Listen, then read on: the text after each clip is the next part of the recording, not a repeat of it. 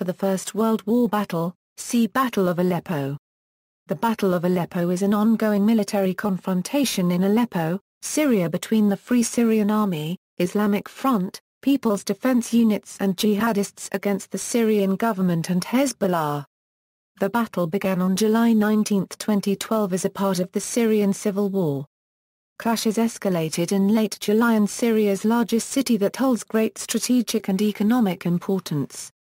The battle's scale and importance led combatants to name it the Mother of Battles.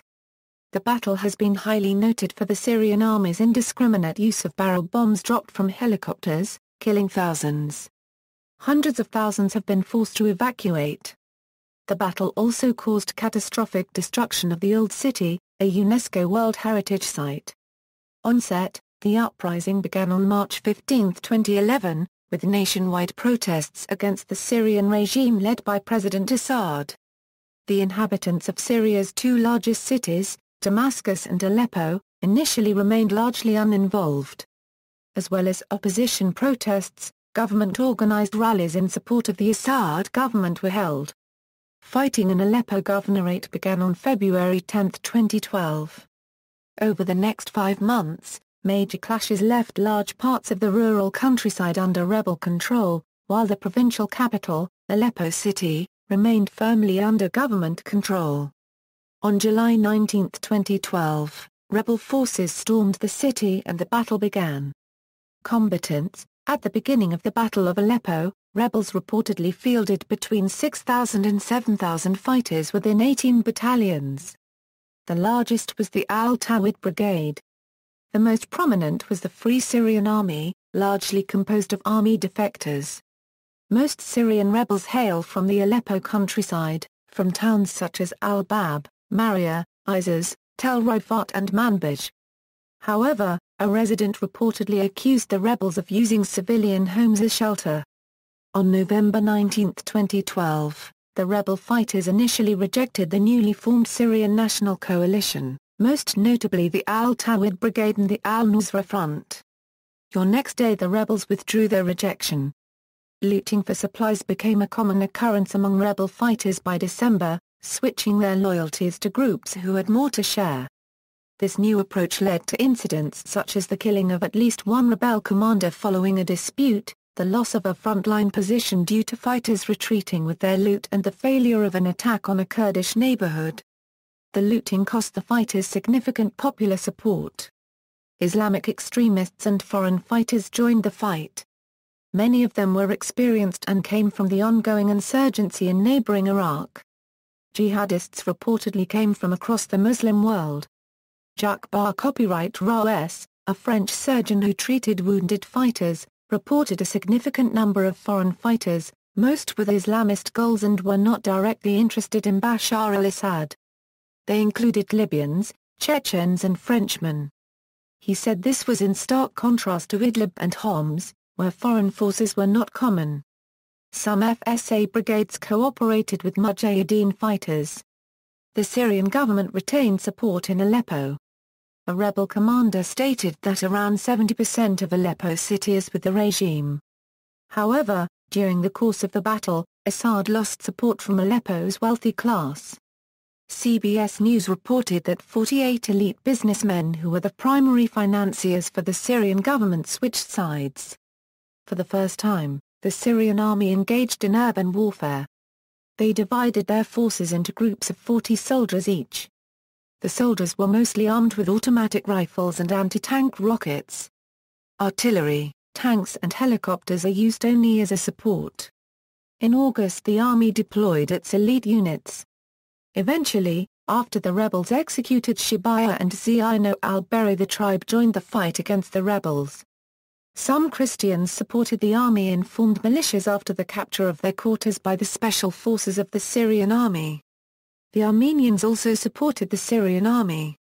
Aleppo's Armenians claimed that Turkey supported the FSA in order to attack Armenians.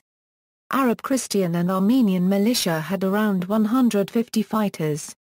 At the beginning Aleppo's Kurds formed armed groups, most notably the Kurdish Salahaddin Brigade. The brigade worked with the opposition, while the Kurdish Democratic Union Party had poor relations with both sides. The PYD's Popular Protection Committees stayed out of Arab areas and insisted that the FSA stay out of the Kurdish area. They did not fight the Syrian army unless attacked. The Kurdish areas in Aleppo were mainly under PYD control. 400 Turkmen joined the battle under Sultan Abdulhamid Han. Battle, rebel attack and capture of eastern Aleppo. Gunfire between rebels and security forces broke out on the night of July 19, 2012 in and around Salahuddin, a district in the city's southwest portion. It is unclear whether the district had a strong rebel presence before the battle began, or was captured by opposition fighters coming from the outskirts. Meanwhile, thousands of rebel soldiers from Aleppo's northern and eastern countryside began to move towards the city. Fighting in Salahuddin continued into the next day, as the Syrian army began shelling rebel-controlled districts with artillery and attack helicopters. By the early afternoon of July 21, rebel forces had penetrated Aleppo's northeastern neighborhoods of Haydariyah and Sorkhor, where they clashed with the Syrian army. The fighting drove many residents to safer areas. On July 22, fighting had spread from Salahuddin and neighboring Saif al-Dawla to al-Jamiliyah and its surrounding neighborhoods near the city center, leading to a battle for the city's main intelligence headquarters. By the next day, rebels on the Eastern Front captured Heleniye, and according to a rebel commander, Hanano and the industrial area of Sheikh Najjar as well.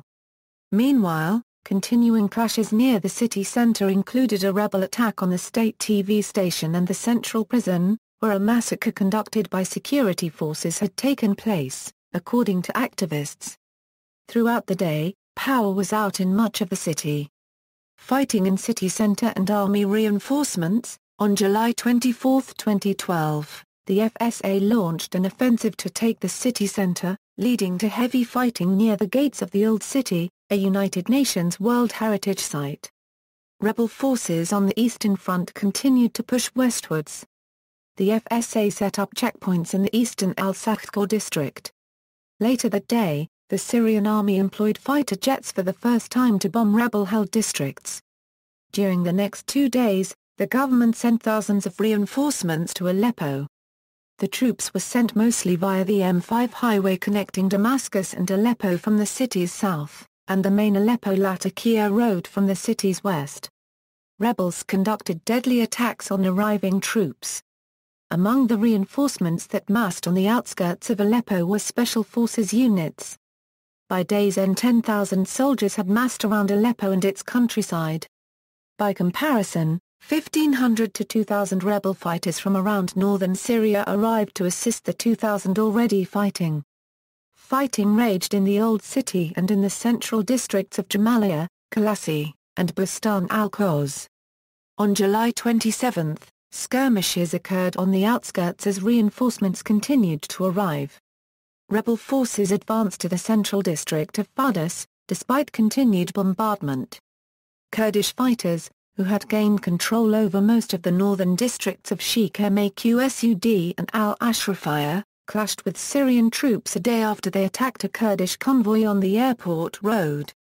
Salahuddin raid. On the morning of July 28, 2012, the Syrian army started an attack against Salahuddin district, which held the largest concentration of rebels. The assault commenced with an 8-hour artillery bombardment, which started at 4 in the morning, after which tanks and ground troops moved in. During the clashes, rebels, providing unverified video footage, claimed to have shot down a government helicopter gunship, a rare feat. Rebels also claimed that 8 Euro-10 tanks and armored vehicles were destroyed. Rebel forces attacked a strategic police station in the city center for the third day, in an attempt to link up with opposition forces in the northeastern Sorkhor district on the Eastern Front. By the end of the day, the rebels had repelled the assault, but the bombardment continued. Among the FSA fighters killed was a battalion commander. On the next day, fighting continued in Salahuddin. Syrian army soldiers were reportedly defecting, bringing their tanks. In the evening, state media reported that Salahuddin had been recaptured by the army.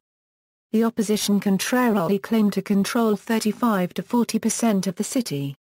Continued rebel advance. In late July and early August 2012, the FSA continued its offensive in Aleppo, with both sides suffering high casualties. Rebel commanders said their main aim was to capture the city center.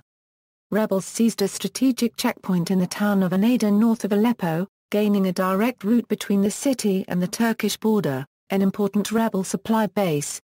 They also captured al-Bab, northeast of the city with an army base. Later, rebels attacked the Minik air base, 30 km northwest of Aleppo, with arms and tanks captured at the Anadan checkpoint. Opposition forces continued to make territorial gains in the city, controlling most of eastern and southwestern Aleppo, including Salahuddin and parts of Hamdaniye. They continued to target security centers and police stations, as clashes erupted near the Air Force Intelligence Headquarters in Aleppo's northwestern Zorua district.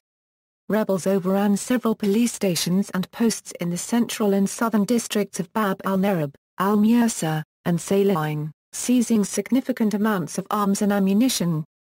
The Syrian military continued its attempt to capture Salahuddin, while bombing rebel-held territories throughout the city. Ambushes and executions were common. The army appeared to have made little effort in sending ground forces to recapture the central and southern districts. The loyalist al-Bahr militia began to clash with rebel forces in southern Aleppo and near the city's southeastern international airport. Clashes between the tribesmen and the rebels escalated after Zino Berry's execution. Stalemate. From 3 to August 5, 2012, the rebel offensive began to stall. The Syrian army finished deploying 20,000 reinforcements. Rebels retreated after failed attempts to capture Minar airbase and the state TV station in Izor district, a few blocks northeast of Salahuddin. On August 6, a rebel commander was killed in Salahuddin. The media center of the Tawhid Brigade, located in Sorkhor district, was destroyed by an airstrike. Rebels attacked a checkpoint near Aleppo University. Fighting erupted near the presidential palace and government forces shelled rebel positions at the Palace of Justice and in Merjain Share districts. On August 7, the ancient citadel in the city center was under siege by rebels who controlled the ground on at least two sides. The FSA had reportedly advanced to the Bab Jnan and Sub-al-Barat districts amidst fierce clashes. In the north, rebels attempted to advance into a Kurdish district, clashing with Kurdish fighters. Jets bombed the area, forcing rebel forces to retreat. Opposition activists confirmed that Aleppo was completely surrounded by government troops. Armored units inched forward on Salahuddin from the south and west. Military snipers deployed on rooftops and tanks were stationed in the streets. Snipers were also positioned in the local roundabout where they prevented rebel reinforcements and supplies from entering the district. Rebel withdrawal from Salahuddin. On the morning of August 8, 2012, the Syrian military launched an offensive to retake Salahuddin, a rebel stronghold that an important southern supply route. The military hoped to link up with troops at the Aleppo citadel. Rebel fighters were reportedly low on ammunition and exhausted. After intense fighting and shelling in the district throughout the day, half a dozen army tanks breached the center. In the early morning of the next day, artillery shelling intensified as more tanks moved in. FSA units began to depart. By mid-morning, hundreds of rebel fighters were pulling out of the district, with some leaving the city. Fearing a continued army advance, some rebel units in nearby Saif al-Dawla and Bustan al-Qasar, districts east of Salahuddin, also began to evacuate. The withdrawal occurred while the city remained relatively quiet, as government forces made little attempt to advance. During the evening of August 9, troops and armored vehicles, accompanied by the Mukhabarat and the Shibaya, moved into the neighborhood, searching house to house for remaining rebels, as snipers began setting up positions. Fighting continued in the central district of Bab al-Hadid and the southeast district of Bab al-Narab. Rebel fighters made attempts to recapture Salahuddin, but were held back by snipers and mortar fire. Army attack on Saif al-Dawla.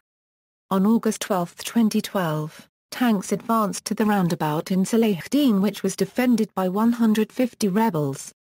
During the day, rebels attacked a petrol station in Salahuddin, which was being used as a military base, and killed the base's commander and captured badly needed ammunition and weapons. On August 13, the army advanced into the western portion of the Sayf al-Dawla district. Security sources in Damascus also stated that the army was advancing on the rebel-held district of Syrian. The observatory said opposition fighters attacked a key Air Force intelligence branch in the western Zorah district. Rebels again attacked the radio and television station in Aleppo. Video footage showed rebels shooting down a MiG-23BN fighter and executions of prisoners in and around Aleppo by rebel forces. Opposition activists claimed that rebels had nothing to do with the killings. On August 15, rebels reported that they captured Bab al-Naz and the surrounding area, forcing soldiers to retreat to the city center. On August 17, heavy fighting was reported at Aleppo International Airport, a strategic gateway to the city. According to SANA, rebels were pushed out from areas on both sides of the airport. On August 18, army clearing operations were reported in the areas of Al-Andalus School, Al-Hayat Hospital, Ramo Katib School, Al-Hamayat Hospital and Ahmad Said School. The army claimed to have taken the area of Maysalon Hospital. On August 20, the Japanese TV reporter Mika Yamamoto was killed, the first in Aleppo. On August 21, both sides claimed advances, although neither could be independently verified. On August 22, rebels tried to make an advance in Sayf al-Dawla, but their attack was repelled by heavy mortar and RPG fire. Government forces shelled Aleppo and two neighboring towns. The army bombarded rebel weapon stocks to keep them out of the city, according to a security official. He also said reinforcements for both sides were heading to Aleppo. Clashes in Christian districts. On August 23, 2012, the military reportedly captured 3 Christian neighborhoods in the Old City, according to residents contacted by AFP. The districts of Jdeide, Tella and Sulaimaniye had been captured by opposition forces 5 days before. One resident claimed the army was celebrated by hundreds of residents, who set up committees to avoid a potential return of the rebels. The main rebel commander had, earlier in the day, claimed that rebel fighters were near the districts. The military capture was later confirmed by AFP. The capture of the Jdeide quarter was initiated by the residents, who took up arms after the rebels set up checkpoints and fired on churches and residents.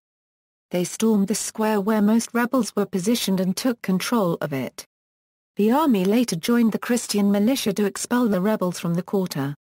CBS News learned that at least 48 of Aleppo's elite businessmen, calling themselves the Front of Aleppo Islamic Scholars, hand-picked a provisional city council to take over as Aleppo's new local government. The 48 businessmen were financiers for the Syrian government, who thereby switched sides to the rebels. War of Attrition. Rebels tried to stop government tanks that were advancing from Sayf al-Dawla. The army was also moving in the Syrian district and rebel fighters complained of RPG shortages. The opposition activist group SOHR reported that the army was trying to take control of Isa district while state TV claimed the district had been captured from rebels. On August 28, 2012, SANA claimed the children's hospital was cleared by the army. Reports indicated that the Syrian government was indiscriminately attacking civilians at bakeries with artillery rounds and rockets in opposition-controlled areas. Human Rights Watch labeled these as war crimes, as the only military targets were rebels manning the bakeries and that dozens of civilians were killed. On August 31, rebel fighters announced a major offensive, attacking security compounds and bases. Activists claim that 3 warplanes were destroyed when rebels attacked Quez military airport. The warplanes and artillery continued to fire on rebel positions. SOHR reported that the fighting happened in Syrian, Hanano and Bustan al-Qoz. On September 3, a Syrian general said that the army controlled the upper area of Sayf al-Dawla and that they were trying to take the whole district. AFP reporters visited Salahuddin and confirmed that it was under army control. AFP reported that the army had captured, 2 days before, 2 10-story malls on either side of the main street in Sayf al-Dawla, which had been used by rebel snipers. On September 6, Kurdish activists reported that 21 civilians were killed in the Kurdish neighborhood of Sheikh Maqsud when the army shelled the local mosque and nearby areas. Despite not directly witnessing clashes, residents believed that the attack was in retaliation for locals sheltering anti-government civilians from other districts. The Kurdish Supreme Committee and Popular Protection Units vowed retaliation. Hanano and Maidan fighting. On September 7, 2012, rebels attacked the Hanano military base. The FSA managed to free 350 detainees when they overran one of the main security buildings. Those wishing to defect were sent to various fighter positions in the region, while others remained in detention. Several brigades were assigned to the attack. The rebels tried to cut strategic supply lines and silence the artillery. The army retook the base the next day, after a 20-hour battle with heavy casualties on both sides. The base served as a weapons storage depot, a conscript recruitment center and housed the headquarters of the local branch of the military police and anti-riot police. According to SOHR, rebels stormed the area reserved for conscript recruitment. On September 8, SOHR reported that the Syrian army advanced in Sa'at al-Ansari, Saif al-Dawla and Salahuddin, following the withdrawal of rebel forces after heavy shelling. 21 Kurdish civilians were killed in the Sheikh Maqsud neighborhood when army forces shelled an area near the Maruf Mosque, according to Kurdish activists. Aleppo's main water pump was destroyed during the day. The Syrian government and opposition accused the other of the destruction. On September 9, a car bomb killed at least 30 civilians and wounded more than 64. The governor of Aleppo said that the bombing took place near Al-Hayat Hospital in the central hospital. The bombing caused significant material damage to the two hospitals, Al-Nasr al-Zayaba Elementary School and nearby buildings. The next day the FSA took responsibility for the attack, claiming that the facilities were used by government troops. The attack was executed after the Air Force bombed rebel targets in Hanano, killing dozens. During the day, another car bomb exploded near Qutayba bin Muslim al-Bayli School in al-Shuhadaya neighborhood. The bomb killed 3 civilians and injured 6. On September 10, a 3-day rebel assault on the Maidan district was defeated and government forces pushed the rebels toward Bostan Pasha. At the same time, at least 20 Syrian soldiers were executed by the rebels after they had been captured at the Hanano barracks. The executors were members of the Hawks of Syria. On September 11, SANA reported the army confiscated 38,000 litres of oil that was supposed to be smuggled out near Al-Barkoum Bridge. Over the night of 11 September 12, the army pounded rebel positions, focusing on the southern districts of Bustan al-Khoz, Siukari and Kelasi and the northeastern districts of Soghor, Sher and Hanano. One resident said that helicopter gunships strafed the rebel district of Bostan Pasha. Fighting took place at dawn September 12 in Al-Narab area, 5 kilometers north of the airport in response to a rebel attack on the airport. The airport remained fully operational. On September 13, SOHR reported that 11 people were killed in an airstrike by warplanes in the Heleniye neighborhood. Rebel fighters reportedly advanced into Maidan, a highly strategic area that opens the way into the main square. One resident said that they were at Bostan Pasha and had already advanced up to Suleiman al-Halabi Street. Now they have entered the streets in Maidan, after heavy clashes were reported. The fighting in Maidan continued into the next day, centering around 2 police stations.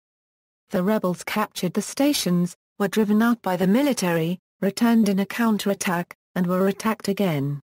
SANA claimed that the army had cleared areas around the Ritani building, Sports Institute and the maternity hospital. The rebels turned St. Gregory Church into a battlefield when they tried to progress in Maidan, before being forced back by heavy army resistance. During the night, it was reported that the army conducted airstrikes on the 2 police stations, forcing the rebels to retreat. An airstrike was also conducted against a rebel-held police station in Hanano. A unit of the Republican Guard seized the Ansar Mosque in the rebel-controlled Arka district, which was strategically positioned in front of the Hanano military base.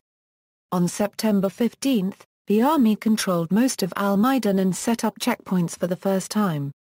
Rebels still held some positions on the border between Maidan and the rebel-held Bostan Pasha and Arka districts. Clashes continued at the entrance of Bostan Pasha and another airstrike hit the police post in Hanano. Beside fightings in Al-Maidan, SANA reported that the army had clashed with rebels in Al-Firdas and Al-Maidan. On September 16, rebel fighters made another attempt to push back into Al-Maidan. They fired RPGs through a wall encircling an Armenian Orthodox church from their stronghold in Sulaiman al-Halabi Street. They then rushed the courtyard of the church but were driven back. Later, the military announced that the armed forces had completely cleared the Al-Maidan area and taken control of the district. This was confirmed by an AFP correspondent on the ground, although he said that there were a few areas where snipers were still active. The military advanced in the rebel-held Arku district. Members of the Republican Guards attacked and captured the Ansar Mosque. The mosque had strategic importance, located directly in front of the Hanano military base. Continued clashes. On September 18, 2012, clashes were occurring in Nizaya and the government-held Western Zora district. The rebels in Aleppo, due to a lack of foreign supplies, were manufacturing their own weapons. The rebels denied receiving any foreign support in the form of weapons. A rebel commander named Abdelkader el-Hadi stated, "The weapons we have now recaptured from Assad's army. We now have a few tanks. Where do you think we got them? We took them from Assad."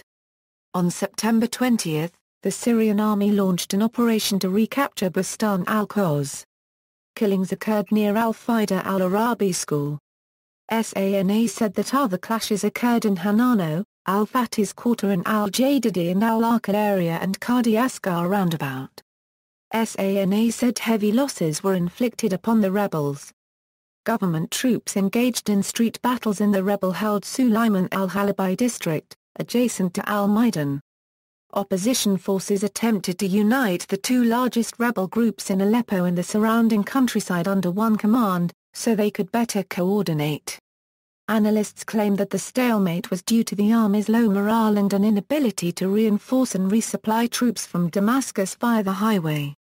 The government discussed the use of chemical weapons as a last resort, and Der Spiegel reported that the Syrian government had restarted chemical weapons tests in nearby Safira at the end of August.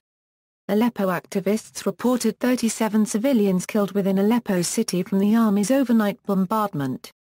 Over the night of 20/September 21, fighting erupted near the Hanano military base, SOHR said. Bustan al-Qoz was still under attack after the army attempted to recapture it. The army also attacked Sharqa during the day. Clashes were reported in Sharqa roundabout where dozens of rebels had been killed, SANA said. On September 22, SANA said that the army had recaptured the 3rd Industrial Institute in Sulaiman al-Halabi neighborhood and destroyed several rebel centers. The fighting for Sulaiman al-Halabi had started 2 days before. The next day, the Syrian army had recaptured Qasr al-Wali restaurant in al-Said Ali, which was used as a rebel operations center, according to SANA. On September 24, SANA said the Syrian army took the Agricultural Institute and areas of Al-Quran Mosque and Ali Nasser Aga School in Sulaiman al-Halabi. SANA claimed that the Syrian army also recaptured the Christian El-Diadi neighborhood. On September 25, an army source told AFP that the army's operations in Arku were finished and that the army was involved in a door-to-door search for rebels. However, SOHR said that clashes were ongoing in Arku. SANA also reported continuing clashes in Sulaiman al-Halabi and that clashes occurred in the western al-Sawqur area and near al-Hakim Hospital in al-Shah area. AFP reported on a meeting of rebel brigade commanders, at which the overall assessment of the situation was that they were in a stalemate due to a lack of ammunition, despite the capture of 5,000 assault rifles and 2,500 rocket launchers during the earlier raid on the Hanano military base. September rebel offensive. According to multiple sources, a new opposition offensive began on September 27, 2012, which promised to be 0 hour in the start of a decisive battle to capture the city. a rebel commander said they wanted to surprise the army, which had started to creep forward towards the southern neighborhoods. He claimed the Tawhid Brigade was enticing the army forward. The operation included 6,000 fighters of the Tawhid Brigade, in addition to brigades such as Al-Fatah and Ahfad al-Fawshin for the Turkmen. Weapons and ammunition captured during the attack on the Hainana base were used. He denied that the FSA had proclaimed decisive battles for Aleppo before. The government texted most of the mobile cell phones in the area that read in part, "You have two choices. Either be killed facing the state or the state will kill you to get rid of you, you decide. The game is over. The countdown has begun to expel all militants from neighboring countries." The message was sent to all Syrians with subscriptions to the country's two cell phone service providers in the Aleppo area.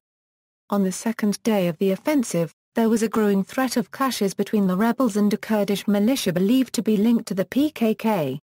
The rebels, who grew suspicious over some Kurdish militants' ties with the government, also threatened to confront groups they said were linked to the PKK in neighboring Turkey.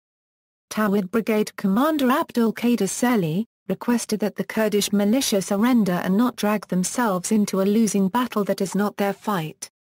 Shortly thereafter, rebels attempted to advance into the Kurdish-held Sheikh Maksal district in the north, where they reported capturing 8 Shabaha militiamen. Opposition activists and rebels reported that the Kurdish militia engaged the rebels and fought alongside government troops against the rebel forces in Sheikh Maksal. SANA said that district residents were fighting alongside the Syrian army against the rebel offensive. Fighting was reported in central and southern parts of the city. The main points of the rebel attack close to the center were towards the government-held Hamadiyah and Al-Maidan districts. Residents in previously peaceful neighborhoods told AFP that the violence was unprecedented, saying the sound from the fighting has been non-stop, everyone is terrified. I have never heard anything like this before. In the south, rebels advanced through the Izor, Saf al-Dawla and Suqari districts. Rebel commander Abu Furat said that during the fighting a regular army base was taken in Salahuddin and 25 soldiers were killed before they were forced to retreat. According to one rebel, 20 of their fighters were killed and 60 wounded during the fighting. FSA forces also reportedly suffered heavy losses in the Bderma neighborhood, where a rebel battalion's first lieutenant was killed. Rebels reported that one of their units was surrounded during the clashes, while some other battalions pulled out of the front line or had never joined the battle. The leader of the Sham Falcons Brigade claimed the rebel fighters were able to progress in Al-Aqsa, Mayzaloon, Abdullah al-Jabari Square, Hamdana and Jamaliyah. He said that the Syrian army was using planes and barrels of explosives, and there were ferocious battles in Salahuddin and Al-Amariyah and Al-Suqari. It is a guerrilla war. The Syrian army would come forward 10 meters, we would move forward 50 meters and then if we need to pull back, we pull back. SOHR's Abdel Rahman said, neither the regime nor the rebels are able to gain a decisive advantage. Rebels claimed to have stormed a government radio station, while government warplanes bombed the city's outskirts. A major fire engulfed Aleppo's medieval markets, destroying an estimated 700 to 1,000 shops. A major tourist attraction, the covered markets were among the largest in the Middle East. The rebels blamed the fire on army shelling. According to SANA, clashes took place in Al-Qazza, Al-Firdaus, Bab al-Nirab, Bab al-Hadid and Bustan al-Qaz. According to the Irish Times, the rebel offensive had dissolved in a street fight after the army tenaciously defended its positions. Irish Times and Reuters reported that some rebels' units were surrounded and others retreated even before entering the city. According to SANA, the army was in full control of Al-Amariyah and most of Tal al-Sarayza streets. SOHR said that clashes were taking place in Al-Aqsa and Al-Ziyah, while Salahuddin had once again become a focal point. On the third day of the offensive, an activist claimed to CNN that rebels had taken control of at least 4 neighborhoods and rebels were reported to have fired mortars at El Nairab military airport, damaging 2 helicopters and a main runway. The Syrian government denied that helicopters were destroyed, claiming that those reports were an attempt to raise rebel morale. According to SANA, The army targeted positions and inflicted losses near the infirmary and the Sport Institute in Bustan al-Basha and near the cotton gins area, east and north of al-Jandoul. Another operation is mentioned near the crossroads of Bali town, west of Aleppo, with rebel casualties. SANA also said clashes occurred in Coastal Harami, Al-Sayyid Ali and Mazaloun hospital areas. A Turkish fighter, who led an armed rebel unit and its members, was reported dead in clashes with the army in Al-Tananir Square. Opposition fighters from the Tawhid Brigade and other northern brigades announced that they had partially taken over the Jandoul roundabout in Aleppo. Fighters also said 15 government soldiers were killed and 3 tanks were destroyed. However, overall, the rebel offensive had stalled and opposition fighters were struggling to hold on to their positions under heavy artillery fire. One rebel described the current situation as boring, with the battle becoming yet another stalemate. Rebels blamed the stalemate on their low ammunition and inferior firepower. Aleppo Square bombings, Old City and Eastern Aleppo fighting. On October 1, 2012, SOHR said that more than 40 were either killed or injured by bombs in the Qarm al-Jabal neighborhood in the Al-Shar area. Several neighborhoods were bombed, including Shaka and Salahuddin. The next day, rebels claimed to have repulsed attacks in Hanano, and that they were in control of most of the Old City in the face of heavy artillery fire. The rebels appeared to be moving towards the city center. The pro-government Lebanese Al-Dawiyah newspaper announced that Assad had flown to Aleppo by helicopter at dawn and had ordered 30,000 additional government troops and 2,000 personal carriers from Hama province. SANA made no mention of any visit. On October 3, 3 suicide car bombs exploded at the eastern corner of the central Saudallah al-Jabiri Square, killing 34. More than 122 people were reported to be heavily injured. Islamist militant group Jabhat al-Nusra claimed responsibility. The bombs targeted the Officers' Club and the nearby buildings of the touristic hotel and a historic Juha Kafar copyright. The hotel received major damage while the Kafar copyright was entirely destroyed. A small building within the Officers' Club was ruined as well. Government troops killed 2 more would-be suicide bombers before they could detonate their explosives. Syrian state TV showed the bodies of 3 men wearing army uniforms at the bomb site. One of them appeared to be wearing an explosive belt with a timer tied to his wrist. Later, Al-Qaeda-linked extremist militant group the Al-Nusra Front claimed responsibility. The group stated that it was carried out by suicide car bombers, followed by attackers disguised as army soldiers. The UN Security Council unanimously condemned the bombings as a terrorist attack. Rebel fighters attacked a political intelligence branch as well as an old vegetable market where a large number of troops were posted, according to the observatory. Overnight, rebels reportedly destroyed 2 tanks in the city. The army battled rebels in several neighborhoods, including Sef al-Dawla and Sawkla. It also shelled the Bab al-Nirab, Salahuddin, Mashhad, Bab al-Naz and Sawkla districts. The fighting led to the destruction of an army tank and the killing of several army troops. On October 5, state-run Syrian TV said that government forces cleansed Sawkla of terrorists and mercenaries. After days of fighting, an AP correspondent said that the rebels lost control of several buildings in Sef al-Dawla, after close-quarter combat. Meanwhile, rebel fighters claimed to have made advances in the strategic district of Salahuddin, claiming that they had taken the square, lost it and then retaken it after a lengthy battle. An AFP correspondent reported intense street battles in Arku district.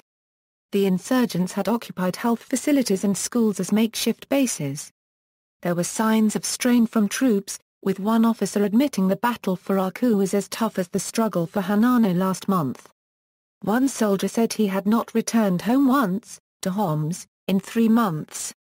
The neighborhoods of Bustan al-Qoz, al-Helk and al-Haydari were bombed by army forces. On October 6, Syrian state television said that 4 Turks were among a group of foreign fighters that the army had killed there. Iranian press TV claimed that the army had captured the Sharqa district, but the FSA said they repulsed the assault after heavy clashes. An AFP correspondent said that the Syrian Air Force was continuously bombing the Bab al-Hadid, Arqub and Shah neighborhoods that surrounded the besieged Hanano barracks. Locals called it the worst fighting since the battle began. The BBC found a cache of ammunition manufactured in Ukraine and addressed to the Saudi Arabian army. The ammunition was stored in a mosque used by the rebels. Saudi and Qatari were suspected of supplying ammunition to the rebels but not heavier weapons, such as anti-aircraft missiles, due to American concerns about extremists obtaining such equipment. On October 9, rebels claimed control of the strategic town of Marat al-Numan, a town on the Aleppo-Damascus highway from where many of the army's reinforcements were joining the battle. Seizing the town was believed to be part of a campaign to isolate the army. On October 10, rebels launched an attack against the Great Mosque of Aleppo where government forces were based. During 4 hours of fighting, rebels tried to blast holes in the walls of the mosque with RPGs before storming the site but were repelled, leaving rebel snipers to attack the government forces. They had launched an earlier attack against the mosque on October 8 but government forces in the citadel thwarted them. The government bombarded the districts of Haydariye, Siakari and Fardos at dawn, as fierce fighting broke out in Sorkia, Sulaiman al-Halabi and Sheikh Khodr. One hospital in a rebel area admitted 100 patients a day with less than 10 doctors. Veterinarians were used in some cases given a shortage of human doctors. On October 12, rebel forces seized an air defense base east of the city, near Al-Tana village and Kiris military airport. After the capture, government airstrikes destroyed most of the rockets and radars at the base. By the end of the day, the rebels were preparing to withdraw, fearing more strikes. On October 13, a large explosion struck the Air Force Intelligence Directorate office followed by heavy clashes. The directorate is considered important given Assad's role as commander of the Syrian Air Force in the 1960s. Rebels also broke into the Umayyad Mosque by using an explosive charge to attack government forces stationed there. On October 14, the Umayyad Mosque was set on fire after army forces withdrew from it the previous day. Rebels destroyed the southern entrance to get direct access into the internal yard. Later, it was confirmed that the army's counterattack recaptured the mosque. The mosque sustained the most damage since an 1822 earthquake struck. A MiG fighter, believed to be a MiG-23, was shot down on October 15. The pilot ejected and was taken prisoner by rebel forces. On October 21, a suicide car bomber caused a blast in the New Syriac Quarter, wounding several people and damaging the Syrian-French hospital and Al-Khalima school. October rebel offensive, Kurdish rebel fighting. On October 25, 2012, some 200 rebels moved into Ashrafiyeh district in the Kurdish-controlled area of Sheikh Maqsud. It was the first time that substantial government or rebel forces moved into Kurdish areas. The area had been regarded as neutral, with Kurdish militia clashing with both rebel and army units. The rebel unit responsible was allegedly the Liwa al-Tawhid Brigade, who reportedly told the locals that "we are here to spend Eid with you." Ashrafiyeh is important as a part of the city heights and controls routes between the north and south of Aleppo. Previous rebel attempts to move into the district had been repelled. Rebels were reported to have taken control of the Syriac Quarter. Analyst Joshua Landis said that according to reports he had received, the Syrian army had retreated from the Aleppo center, allowing the FSA to control the central Christian neighborhoods of Jeddah and Qdim. The claims were unverified due to a lack of reporters on the ground. Locals from the Armenian district of Al-Zuka said that the FSA had entered their district, leading to clashes. An aide to Colonel Riyad al-Assad confirmed the reports of the FSA's recent advances and claimed that the rebels captured the Salahuddin district. The spokesman of the Li al-Shabhur Brigade claimed that the FSA had limited the Syrian army to 5 districts.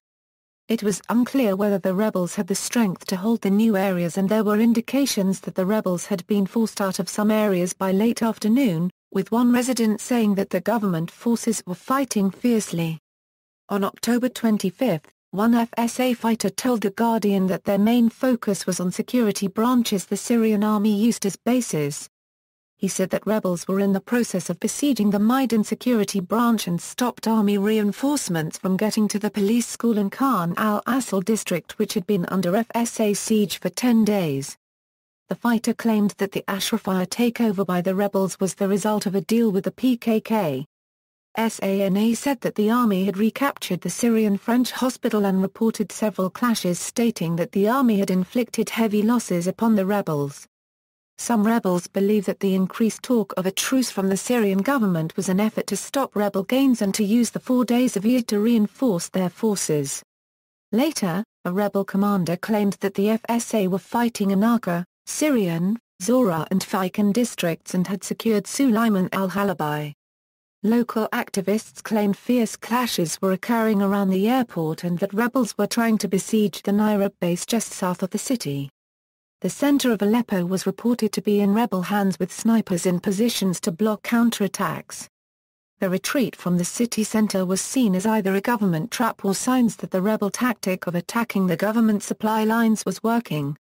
Another question was whether the government was prepared to bomb Christian and Kurdish areas, like other rebel-held areas in the past, and risk dragging them into the rebel camp. Rebels who had taken the predominantly Christian areas and Ida, where Lawrence of Arabia once stayed, reported intimidation by the rebels who feared retaliation from both sides in the conflict. The rebels also claimed to have had encircled the citadel of Aleppo. Rebel activists claim that Kurdish forces had either reached agreement with rebels to allow their rapid advance or assisted the rebels by simply leaving their checkpoints overnight. One rebel spokesman claimed that Kurdish forces might join the Free Syrian Army. It was reported that government tanks moved into Faisal Street, the main thoroughfare running the length of the Christian districts of Al-Jadid and Qdim, forcing the rebels to make a tactical retreat back into the Kurdish Ashrafiyah district. The tanks positioned themselves at Ashrafiyah district the next day, leading some to fear the possibility of the district being shelled, although the tanks did not open fire. However, Kurdish activists claim that army howitzers shelled Ashrafiyah, leaving 15 people dead including 8 Kurds. 2 journalists were among the 15 wounded in the attack. Kurdish activists also accused the Syrian government of shelling Kurdish buses that were coming from Irfin to Aleppo earlier in the month, causing 15 deaths and 19 injuries. On October 26, the Syrian authorities accused rebels of breaking the Eid truce. SANA said that rebels opened fire on the army in several places while the army responded with fire as well, inflicting heavy losses upon the rebels. Midday, rebels tried to overrun a checkpoint near the Moasab army base in the northeast Syrian district. Meanwhile, AFP reported that the Syrian army was guarding the entrance to the old city. It was also reported that government troops had expelled rebels from the Armenian area of Al-Zuka.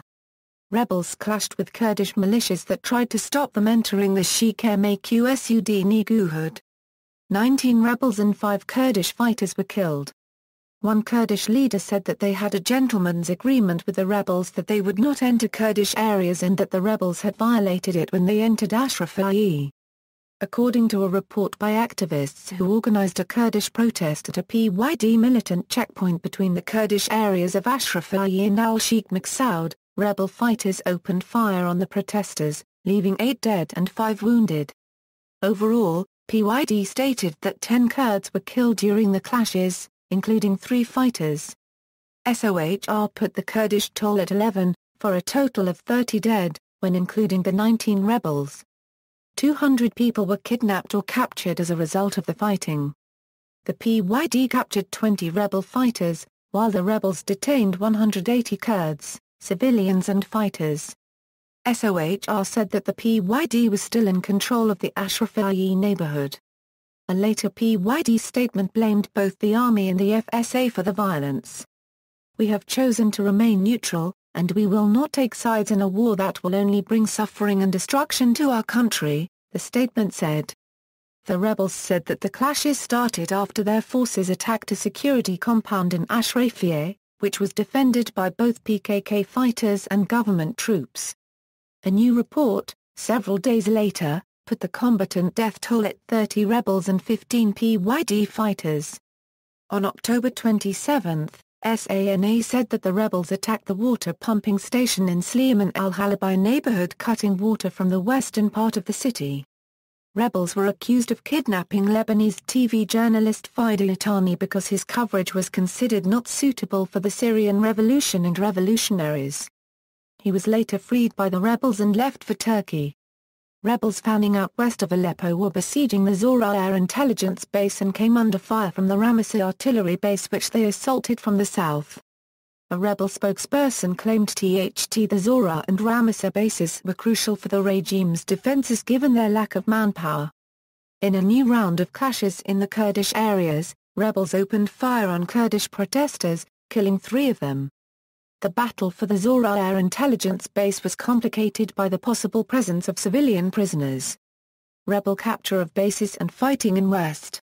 On November 1, 2012. A bakery was bombed in Idlib, killing at least 12 people.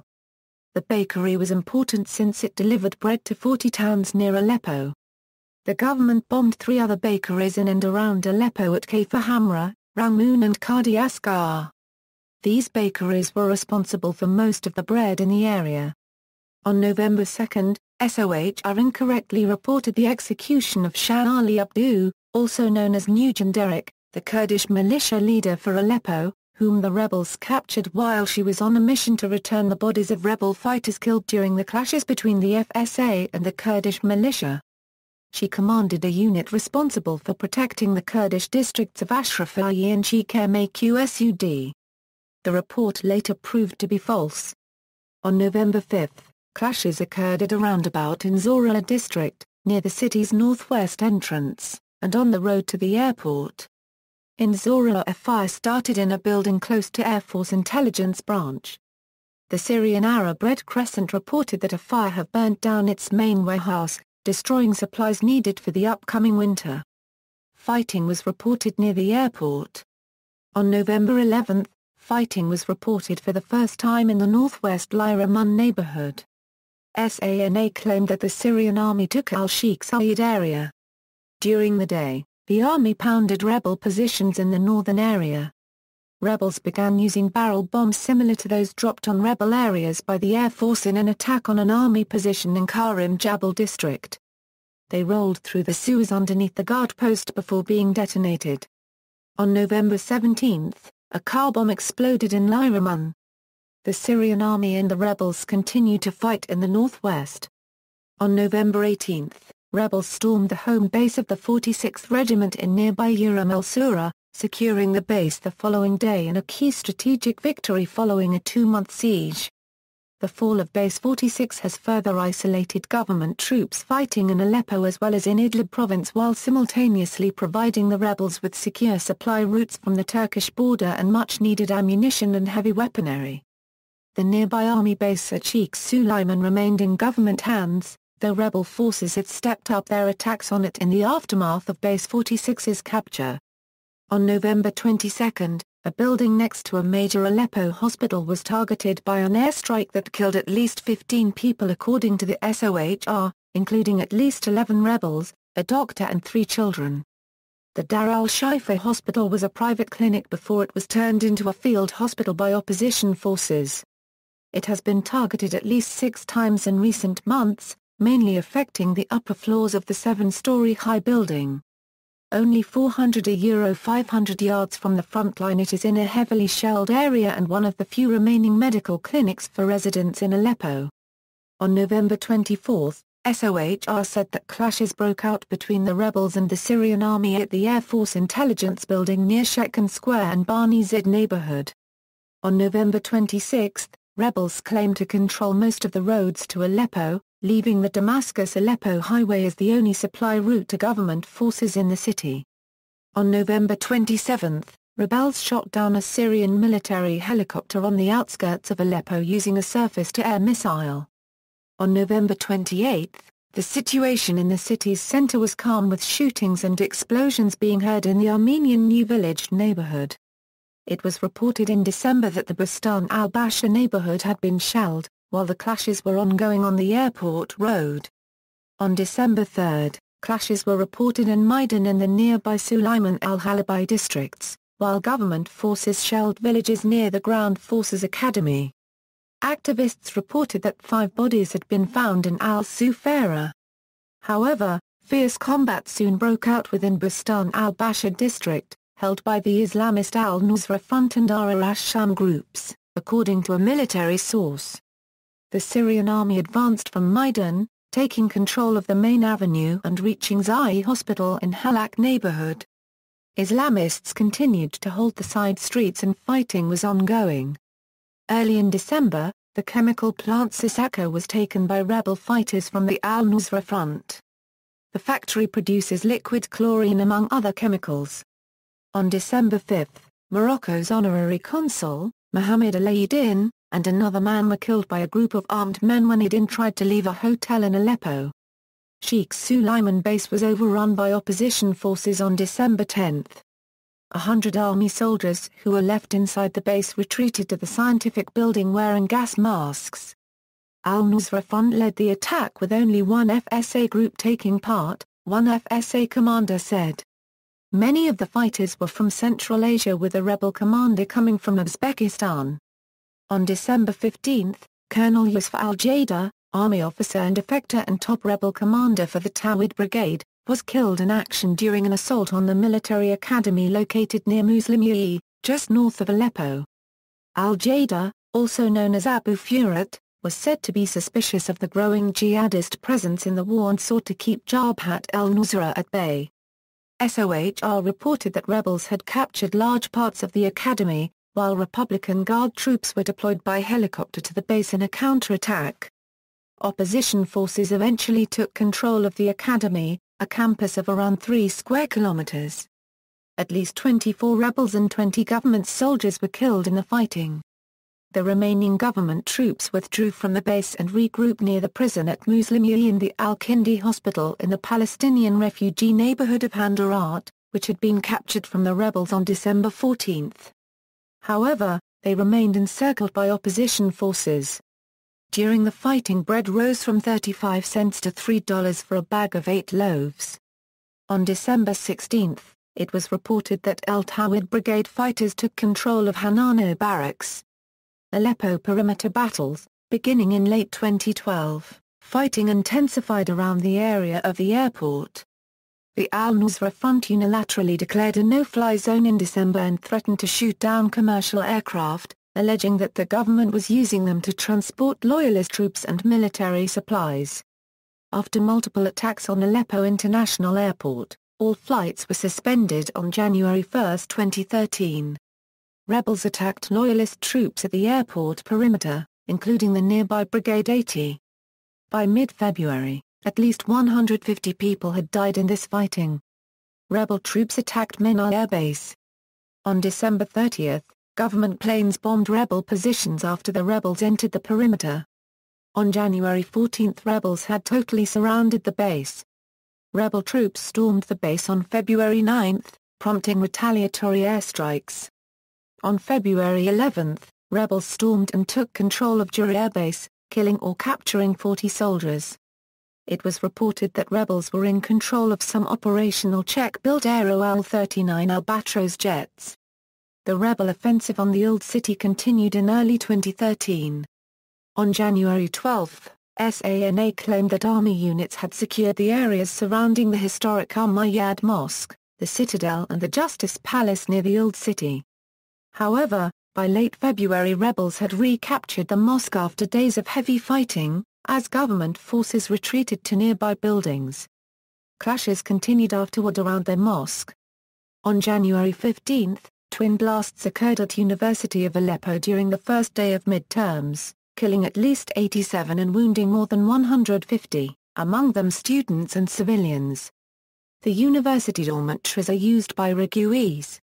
Activists blamed government warplanes while the government blamed terrorists. The Syrian government representative to the UN stated that 162 had been wounded. In the wake of the bombing, the Russian consulate in Aleppo temporarily closed. Belgian-born French journalist Yves Debay was killed during fighting on January 18. Syrian state media reported that rebels fired rockets at a building in the government-controlled Mu'afaza Sakana neighborhood, a claim that rebels denied. On February 22, rebels alleged that 3 Scud-type missiles landed in the Hamra, Tariq al-Bab and Hanano neighborhoods with 29 confirmed dead and 150 wounded. SOHR later updated the toll, alleging that Scud missile strikes left 58 dead, including 35 children. On January 29, the bodies of approximately 110 men and boys, most with bound hands and shot in the head, were found on the banks of the Quiq River in the western district of Bustan al-Qoz, controlled by rebels. The victims were believed to have been detained, executed and dumped by government forces into the river over a period of several weeks. The bodies floated downstream from the government-held portion of the river into a rebel area in Bustan al-Qoz. The bodies only became apparent when winter high water resided in late January. In February, a grate was placed over the river in rebel-held territory to help catch other bodies floating down. Between February and mid-March, more than 80 additional bodies were dragged from the river. The continual appearance of these bodies, the Quiq River to be referred to as the River of Martyrs by locals. On January 31, government warplanes bombed the Kurdish neighborhood of Ashraf-i, controlled by the Popular Protection Units, killing at least 20 civilians and injuring 40. Sheikh Maqsoud was also reportedly shelled. Several days prior, on January 28, a government tank reportedly fired a shell into the Kurdish sector of the city, killing 1 child and wounding 2 women. In early January 2013, rebels laid siege to the Strategic Police Academy in Khan al-Assal on the western outskirts, which was used by the government to shell nearby areas.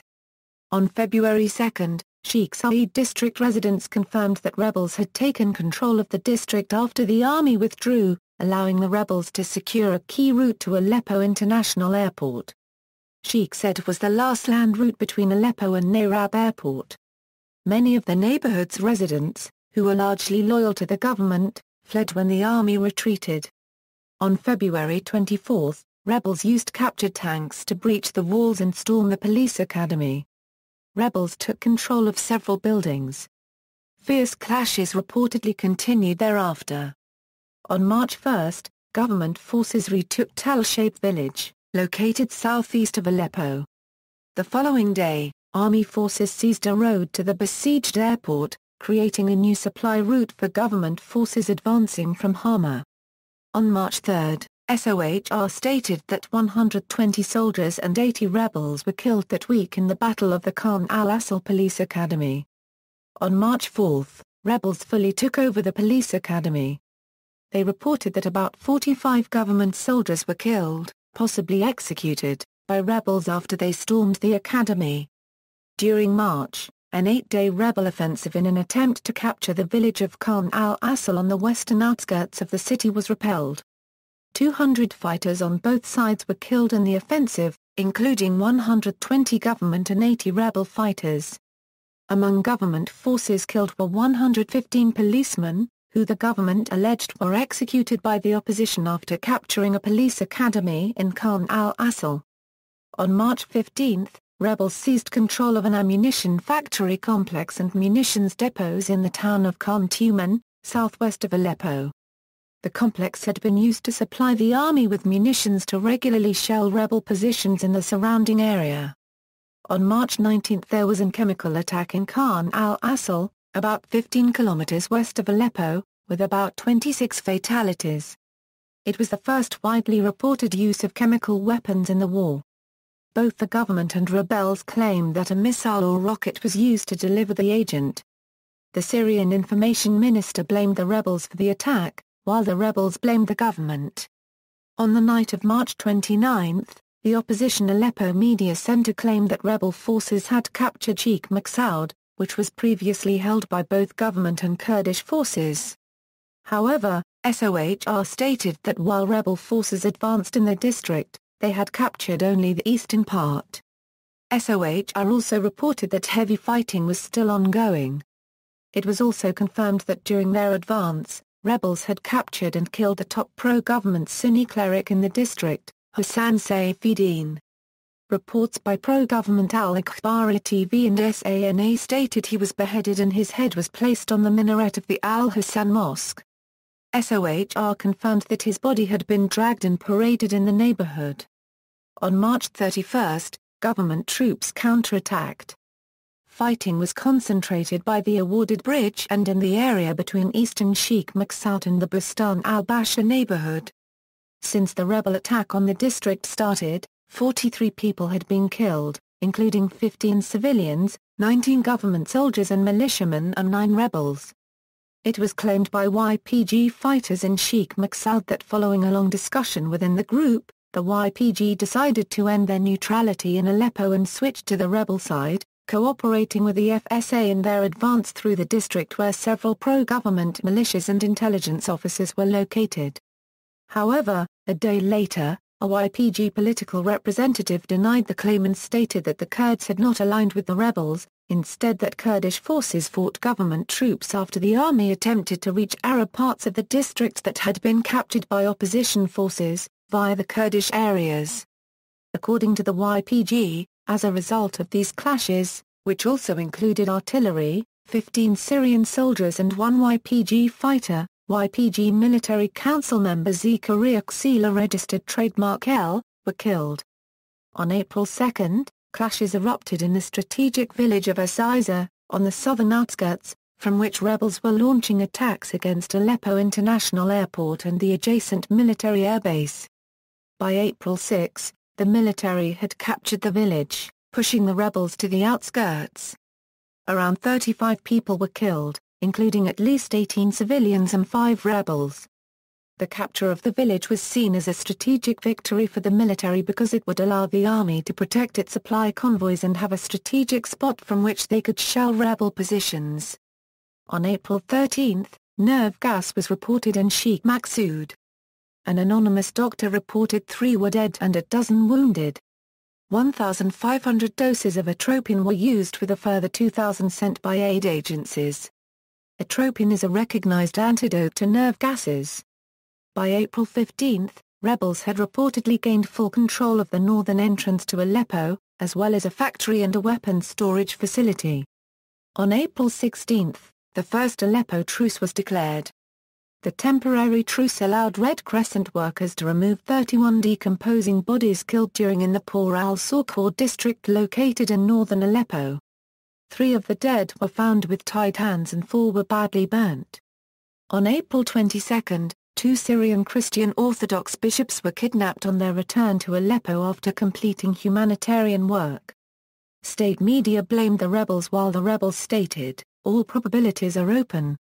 On April 23 rebels took control of a key position at the strategic military airbase, allowing them to enter the airbase after a months-long siege. On April 24, the 11th-century minaret of the rebel-held Great Mosque of Aleppo was destroyed in the fight. Rebels claimed that the army destroyed the minaret with tank fire to prevent it becoming a sniper position, while the government claimed that it was destroyed by the Nusra Front. On May 4, the siege of Menal Air Base continued amid reports that rebels had made further advances. It was claimed that rebels had killed the base commander and also seized the 2nd military detachment of the base. Rebels claimed that a group of pilots had defected and assassinated the base's commanding officer. The defectors told rebels that around 200 soldiers remained on base, garrisoned in the headquarters building and supported by a handful of tanks. Many soldiers resorted to sleeping under tanks, fearing a rebel assault. On May 9, it was reported that airstrikes forced rebels to retreat from the airbase. On May 15, rebel forces assaulted the main prison in central Aleppo where some 4,000 inmates were held. These include both common and political prisoners. The attack was initiated by twin car bombs at the prison entrance. Rebels secured one compound that housed government forces. The attack bogged down due to the intervention of Syrian tanks and planes. No prisoners were freed. On May 16, rebels were forced to retreat when soldiers began throwing inmates' bodies out of the windows. It was reported that rebel fighters took control of a building inside the prison after blowing up the main gate. Rebel fighters continued to hit the facility with rockets late into the night. In early May, clashes started between rebel groups Ireb al-Sham and groups operating under Judicial Committee Alliance.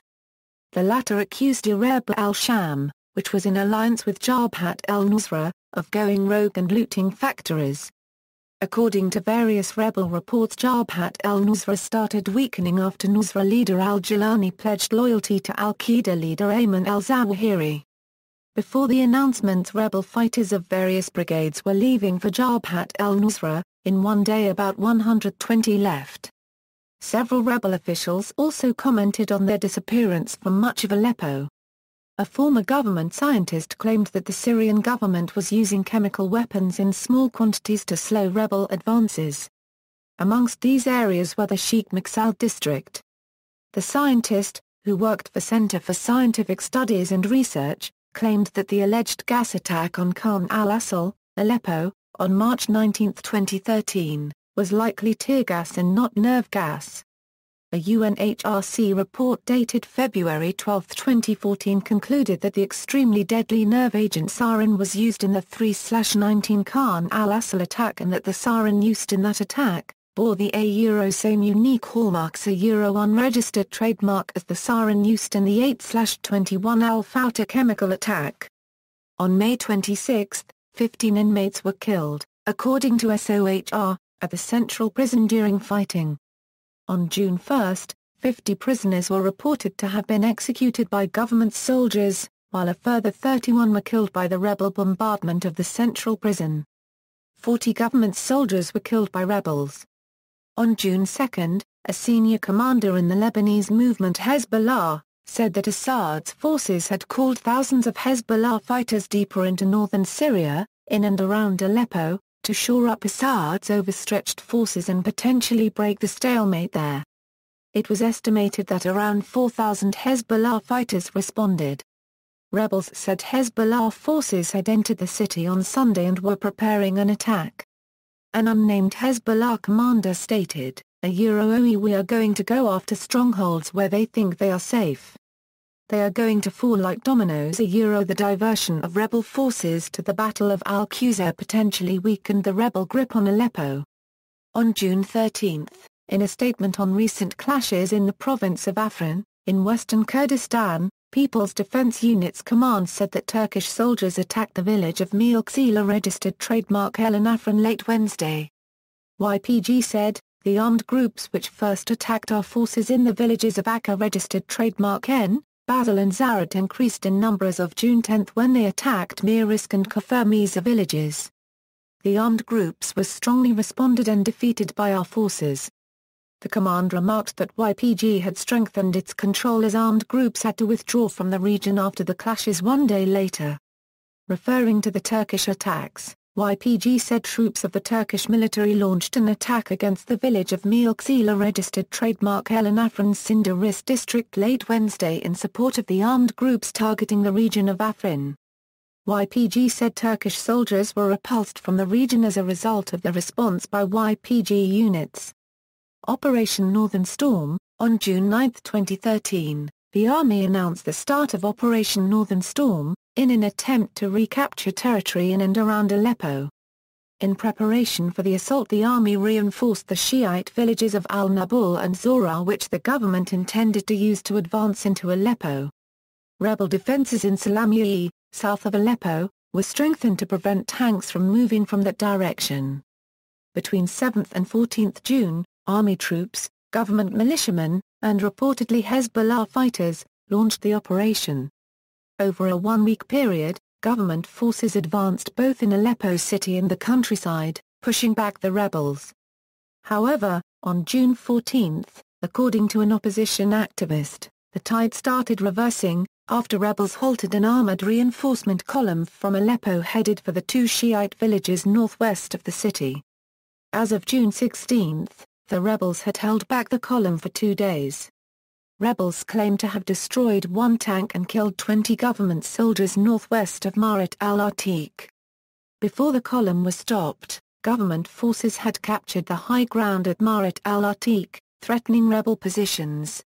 Rebels were boosted after receiving at least 50 Russian-made Konkurs anti-tank missiles in the previous few days from Saudi Arabia. During June 13 fighting in Aleppo city, government forces temporarily advanced into rebel-held Sorkhor district from 2 directions, but were soon repelled. On June 12, FSA fighters claimed to have killed 40 Hezbollah and Syrian Army soldiers, who were traveling in buses, in an ambush between the villages of Al-Buz and Al-Qanasir. On June 17, a car bomb hit an army facility in Al-Dawarin district, east of the international airport. Jabhat al-Nusra claimed responsibility for the attack. Some opposition activists claimed the attack killed at least 60 troops. However, according to SOHR, only 6 soldiers were killed and 15 wounded. Rebel offensive in the West. On June 21, 2013, the FSA said that 13 rebel brigades, amongst them the large Liwa al-Tawhid and the Farak units, had launched a new offensive. One of the targets was the military research facility in the Rashidin area of New Aleppo. Rebel mortars set it ablaze. The rebels claimed that they were moving forward in Rashidin with the aim of removing military targets including areas used by the army to shell rebel areas. On June 23, 12 government soldiers were killed by a car bomb while 6 rebels from the Islamist Al-Farak Brigade were killed. On June 24, rebels claimed to have repulsed a loyalist attack crediting their victory to newly arrived anti-tank weapons. Aleppo Military Council leader Colonel Abdul Jabbar al-Awqadi claimed, the regime pushed forward in the north of the city, but the Free Syrian Army caused a lot of casualties and they went back to their bases. The renewed offensive was called the Battle of Catastrophic, a reference to a battle, from 636 CE, in which an Arab army defeated a Persian army. According to one rebel fighter, the rebels were launching counterattacks in the northeast and west of the city, advancing into the Agricultural Research Center. On June 25, rebels advancing in western Aleppo were reportedly engaging in tit-for-tat operations against the army in Rashidin and Ashraf-i, according to SOHR. A numbering of people were killed in the shelling of Aleppo Central Prison on July 7, though who fired the shells was not immediately known.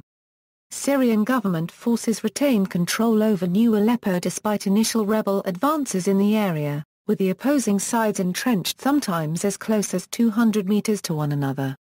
An activist said that an apparent rebel blockade of the southwestern highway was causing fast-emerging food shortages in government-held areas. A rebel source denied that it was intentional, saying that intensified fighting on the highway was to blame, with no vehicle on the highway safe from the fighting. The southwestern highway is the source of food supplies to western Aleppo, and among the most strategic roads leading into the city. On July 17, rebel fighters were reportedly making small advances in Salahuddin. On July 21, reports emerged that rebel fighters had taken full control of the Aleppo suburb of Khan al-Assal, along with the towns of Mataya and Sumaykiya, east of the city. Khan al-Assal was the last government stronghold west of Aleppo, and rebels claimed that seizing it had given them control of the entire western Aleppo countryside. Unverified video footage showed the body of the Syrian Army's operations commander in Khan al-Assal, General Hassan Yusuf Hassan, who rebels of the Al-Ansar Brigade claim they killed in clashes. In the video they also displayed his ID card. Both opposition and government sources reported that about 150 government soldiers were killed during the battle, including 51 who were executed after they had surrendered. The executions were reportedly carried out by members of the Al-Nusra Front and the Ansar al-Khilafah al-Islamic Brigade. By July 23, some analysts regarded Operation Northern Storm to be a feint, since no large-scale offensive was launched by the army, with the aim of diverting rebel resources to the Aleppo region while government forces escalated their siege of Homs in an attempt to clear out the remaining rebel holdouts in the city center. On July 31, government soldiers attacked rebel positions outside Khan al-Assal after gathering reinforcements for a new assault. On August 6, rebel fighters took full control of the Minar airbase after an almost 10-month-long siege. On August 16, government warplanes bombed the rebel-held Consulate district, destroying 3 buildings and killing 15. On August 23, rebels took control of 13 villages in southern and eastern Aleppo. On August 26, rebels took control of the strategic town of Qanasir located between Aleppo and Hama province, reportedly killing more than 50 pro-government fighters. The town was the Syrian Army's only supply route out of Aleppo, and SOHR claimed that its capture had effectively left pro-government forces in Aleppo besieged by rebel forces. On September 21, rebels seized control of several villages south of Aleppo in an offensive aimed at cutting the supply lines of pro-Assad forces from Damascus. On October 1, 16 militants were killed in an ambush while trying to slip into the Salah al-Din district. A number of other militants were also killed in a separate incident during clashes with the Syrian Army in the Ansari district, adjacent to Salah al-Din. On October 3, Syria's army took back control of a strategic town Consulate of Aleppo in the northern province of Aleppo on Thursday after a weeks-long battle pitting troops against rebels, a monitoring group said. Several days later, the supply line to Aleppo was reopened as army troops advanced in the villages around Consulate. State agency SANA claimed the army had restored control over 40 villages in the area and engineering units had dismantled insurgent fortifications, about 600 anti-tank mines and 1,500 explosive devices. On October 10, a rebel advance in Salahuddin led to a large gun battle which left 10 government troops dead along with 6 rebels. On October 18, 20 soldiers and 7 rebels were killed after rebel groups stormed an air defense facility near the towns of Huwara and Obaida southwest of Aleppo. Battle of Base 80 and Army advances. On November 8, 2013, before sunrise, the Syrian Army launched an attack against Base 80, controlled by the rebels since February 2013, near the Aleppo airport. The army, backed up by tanks and heavy artillery, unleashed the heaviest barrage in more than a year according to residents in Aleppo. A rebel fighter said, "We did not see it coming. The attack came as a real shock to us." According to Al Jazeera, if the army captured the base, it would cut the rebel supply routes between Aleppo city and the opposition-controlled town of al-Bab, about 30 kilometers from the Turkish border. By morning, the army took over several areas of Base 80. Leaving them in control of large parts of it. Later in the afternoon, rebel forces, including ISIS, received reinforcements and regrouped, after which they attacked the base. During the fighting, 24 air and artillery strikes struck rebel positions. After dark, rebels counter-attacked and by dawn the next day managed to recapture most of the base, with fighting still occurring around it. During the attack, rebels used Grad rockets to strike the base. On November 10, fighting still continued around Base 80, with reports of more fighting inside the base itself. During the clashes, rebels targeted 2 army armored vehicles, while 1 rebel tank was destroyed, killing 5 rebel fighters. By the afternoon, the army was once again in full control of the base. According to the SOHR, 63 rebels, including at least 11 foreign fighters, and 32 soldiers were killed during the battle. One other report put the number of rebels killed between 60 and 80. Army units were backed up by Hezbollah fighters and pro-government militias during the assault. By November 11, the army had captured a series of nearby positions, securing most of the area around Aleppo International Airport. On November 12, government forces, backed by tanks, captured 2 high-rise buildings in the northern Ashrafiyeh and Bani Zid districts, and advanced in the 2 neighborhoods after close-quarter street fighting. On November 17, Syrian army troops advanced in the Sef al-Dawla neighborhood and seized control over a number of sites, with fighting still ongoing in the neighborhood.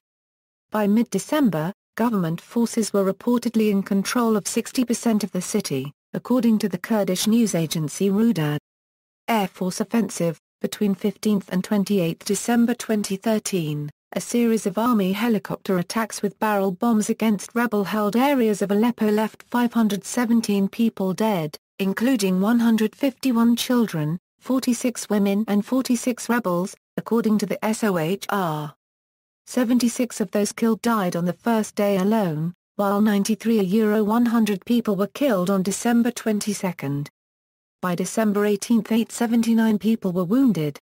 During the first 4 days the attacks were concentrated on Aleppo city, but on December 19, the helicopter strikes were expanded to include surrounding villages.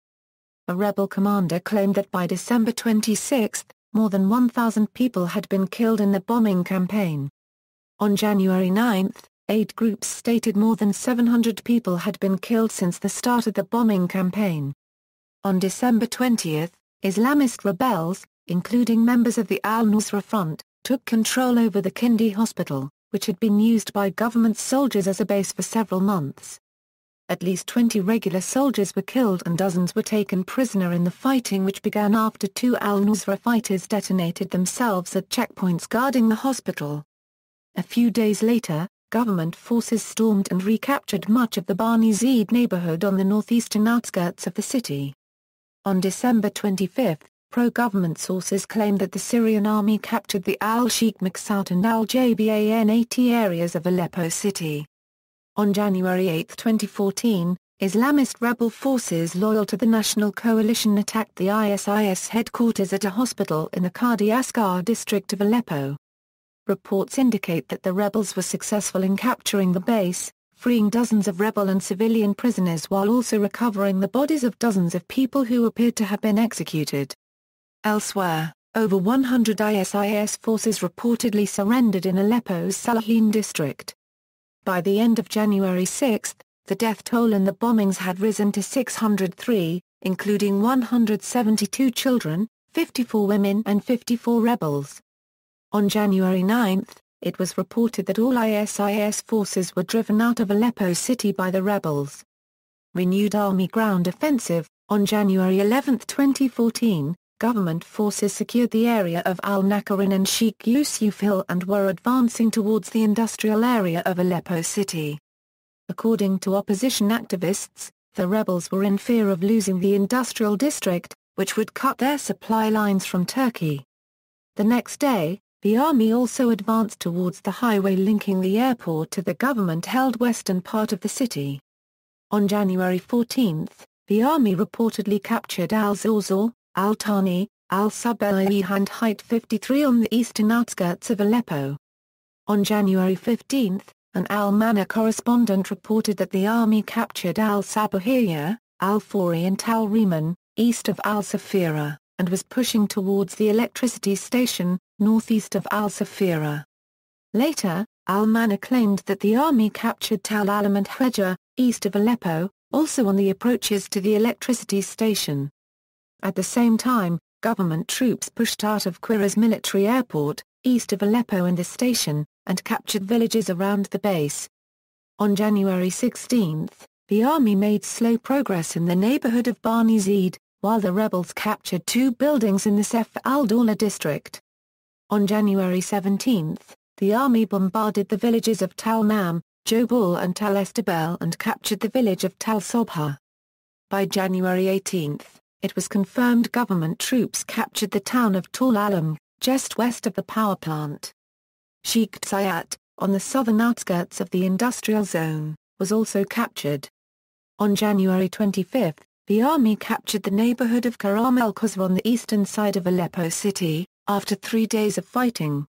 On January 27, fighting was renewed in the area of the Umayyad Mosque in Aleppo's Old City, as the rebels claimed of destroying a Hezbollah base at Mount Aina and capturing most of the buildings in the town Ma'araf al-Atiq, on Aleppo's northwest outskirts. On January 28, rebels captured the Ma'araf al-Atiq mountain, which the army used to shell nearby rebel-held towns. On the same day, the army made more advances and seized the districts of Balura and Qasr al-Tarab, according to the pro-government Al-Watan newspaper. It too said that an operation had been launched from Nairab airport in the east, as well as Aziza village in the south, while adding that troops had reached the outskirts of Mezar, a rebel bastion in southeast Aleppo.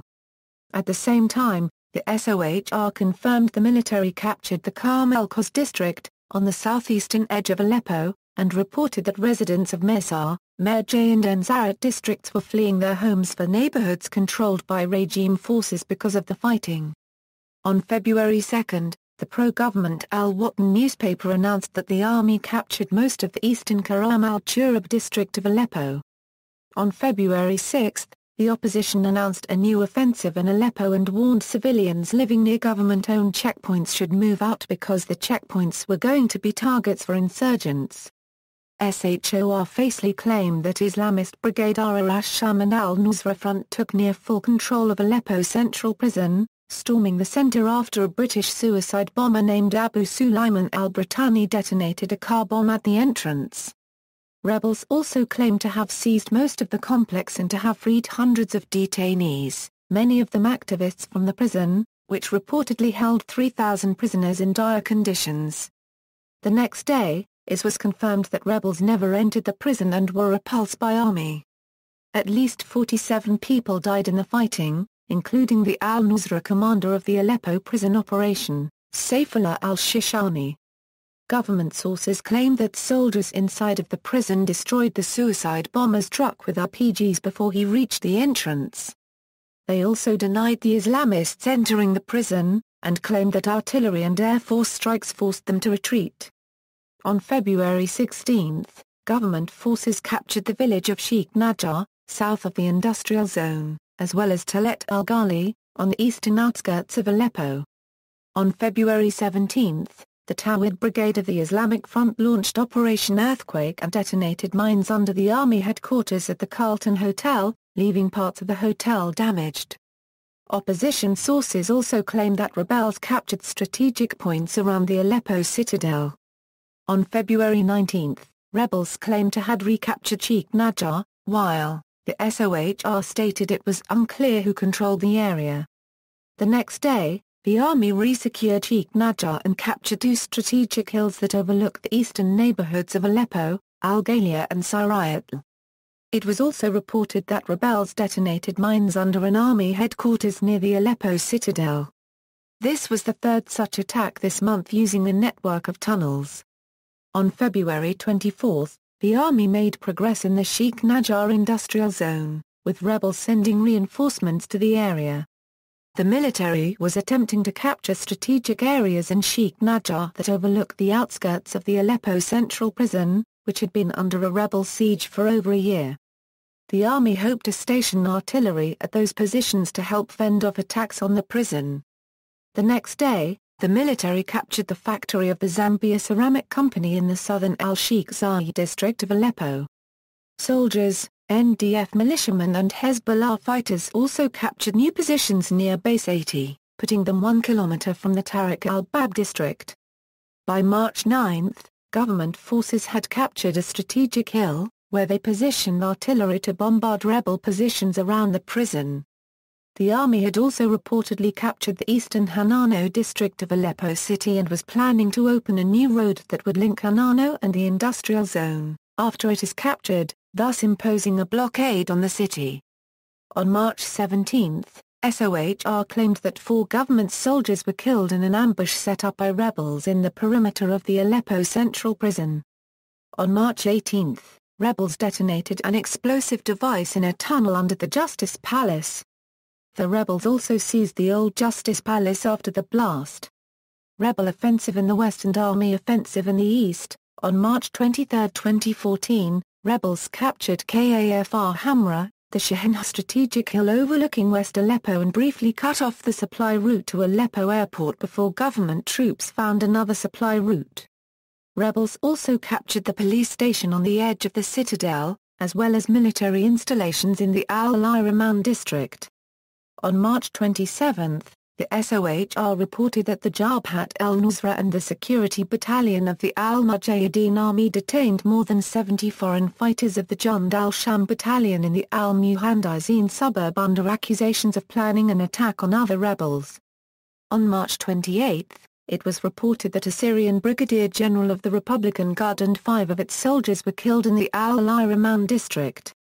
On April 9, it was reported that the Syria's Red Crescent and the UN Refugee Agency had delivered aid to rebel-held areas of Aleppo city for the first time in 10 months. On April 10, rebels took the Technical Services Building and the Al-Khadamat Al-Fana building near the Air Force Intelligence Building, but pro-government sources denied that the rebels were advancing in western Aleppo.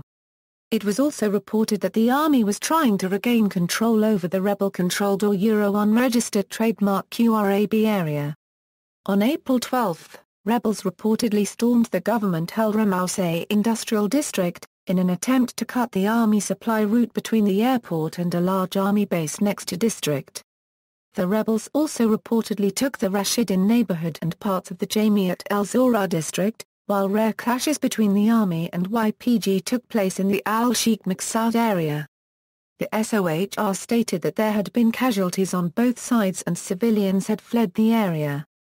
On April 15, rebels took the Sadkop area and the police station in the Ramause district, but the army managed to recapture lost ground in the district later that day. At least 7 pro-government fighters were killed in the district, while 18 rebels were reportedly killed that day in and around Aleppo city. On April 17, the rebels detonated explosive devices underneath army positions around the Hanano barracks, before attacking it. State media claimed the attack was repelled, while opposition activists claimed the rebels were advancing. The SOHR stated that at least 27 regular troops and 20 rebels, including a commander, were killed in the fighting. The SOHR also claimed that rebels had seized buildings near the Air Force Intelligence Building. On April 18, it was reported that 25 civilians were killed and more than 100 wounded by rebel bombardments on government-held areas in western Aleppo the day before. The SOHR also stated that an army officer was killed during clashes in the Ramause district. On April 19, the army reportedly regained ground around the perimeter of the Air Intelligence Building and Al-Lumaun area, while it was also claimed that the rebels captured 2 checkpoints on the outskirts of Al-Aziza. Meanwhile, rebels claimed to have captured the village of Fordun in southern Aleppo. On April 25, the Al-Sham Operation Room and YPG signed a truce in Aleppo city. On this date an opposition-imposed power blackout on regime-held neighborhoods in Aleppo reached a second week. On April 26, according to the SOHR, rebels advanced on the perimeter of the Al-Zora artillery base, while the army advanced in the Al-Mataran area east of Az-Zorza. At least 13 soldiers and 5 rebels were reportedly killed in the clashes at the Al-Zora artillery base and the Al-Mela square. It was also claimed that an army tank was disabled in that area. Later that day, the army managed to push further east of Aleppo by capturing the village of Shamir after heavy clashes with the ISIS. Meanwhile, rebels reportedly advanced towards the new Palace of Justice and took control of parts of it. On April 27, it was reported that rebels blew up the Chamber of Commerce in Old Aleppo, which was being used as army headquarters. At the same time, at least 70 civilians were reported killed and wounded by rebel shelling on government-held areas of Aleppo. Opposition sources claim that at least 10 rebels and 14 pro-government fighters, including the director of the Office of the Chief of the Air Force Intelligence in Aleppo, were killed in clashes around the new Palace of Justice and the Air Force Intelligence Building. It was also reported that the rebels announced the start of a new military operation in Sheikh Najjar, Aziza suburb, Sheikh Zayed district and Old Aleppo. On April 28, rebels and the Syrian government reached a deal in Aleppo and electricity was returned in western Aleppo, after the rebels cut it for 10 days, in exchange for a cessation of airstrikes by the army. This agreement appeared to be holding on April 30, despite minor violations. However, it was later reported that the Syrian Air Force bombed the Ian Jalat school and killed at least 20 people, including 17 children. By the end of the day, electricity to western Aleppo was completely cut off again. On April 29, the army managed to consolidate its control over Al-Ramause district. It also recovered the mills area and advanced towards the neighborhood of Al-Sheikh Zayed. On April 30, the rebels retook the Dora al-Bridge area after it was taken by the army earlier that day. Meanwhile, 2 suicide bombers detonated themselves on the Al-Zorza Hill and the Al-Sheikh Yusuf Hill. The blasts resulted in the destruction of several machineries and vehicles. It was also reported that 3 other suicide bombers detonated themselves at checkpoints near Al-Sheikh Yusuf, Al-Zorza and Al-Mayas Hills, amid rebel advances in the area. Rebels claimed that dozens of pro-government fighters were killed and wounded in the clashes. Al Jazeera reported that 4 tanks were disabled by rebels at the Al-Sheikh Yusuf Hill. On May 1, rebels reportedly captured the orphanage near the Air Force Intelligence Building, while the army regained control over the Al Bridge roundabout after it was lost to the rebels the day before. The next day, government forces captured the Al Morbal area, thus taking control of the northeastern entrance to Aleppo. This also brought government forces close to the central prison. On May 4, the army was engaged in heavy fighting while it was trying to push from the bridge roundabout towards the besieged Aleppo central prison. On May 5, rebels reportedly managed to retake several points in Berich, amid the arrival of hundreds of rebel reinforcements from Idlib, Hama and Aleppo provinces. According to the SOHR, 21 rebel fighters and 30 pro-government fighters were killed in the clashes, in addition to 3 disabled army tanks. Other opposition sources denied the report, saying rebel forces had made no progress in the Berich area. 4 days later, according to the SOHR, rebels managed to retake the Al Morbal area at the cost of at least 27 fighters, while the army suffered several casualties. As of May 14, fighting was still ongoing in the vicinity of Berich. On May 8, the remains of the Carlton Citadel Hotel and a number of buildings near it were leveled by a tunnel bomb, resulting in casualties among the army ranks. The hotel was used as a military base. According to the SOHR, at least 14 pro-government fighters were killed in the blast, while rebels claimed to have killed 50. On May 20, the army captured the Sheikh Najjar power plant and Agop Hill right next to it, which opened the way towards the central prison, bringing government troops to 1 kilometer from the prison complex. There were also reports that some troops had already arrived to reinforce the prison. After the capture of the hill, the military attacked the village of Hilan, which is the last rebel stronghold before the prison. The army was also still engaged in Sector 2 of the industrial complex. The next day, the military captured Hilan, as government forces had broken through on the road leading to the prison. At the same time, rebels blew up the Kindi hospital in fear it could be used for monitoring rebel supply routes if the advancing government troops managed to capture it. Soon after, army tanks had reached and taken up positions at about 500 meters from the prison complex.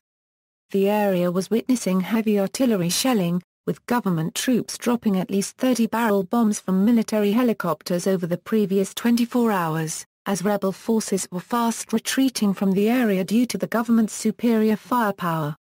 During the 2 days of fighting, at least 50 rebels were killed.